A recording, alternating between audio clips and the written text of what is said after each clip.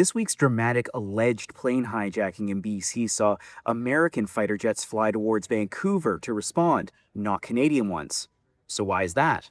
Within minutes of a small airplane taking off from Victoria and closing Vancouver airspace, NORAD, the North American Aerospace Defense Command, scrambled U.S. F-15 fighter jets to head to the scene. Canadian Major General William Radiff is NORAD's Director of Operations, and he says the American jets were simply in the right place at the right time. We assessed here at the headquarters and throughout that the closest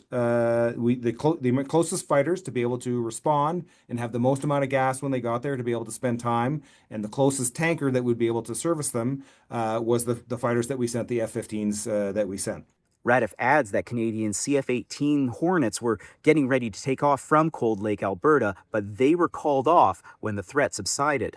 One of the big factors for Canadian airplanes, if they were going to rush all the way to Vancouver, when they get there, there's going to be a gassing probably a gas requirement. So then we have to also factor in the timings with where the gas is going to come from and all these other things. So they absolutely ready to respond, in a position to respond, but having to respond at the right time.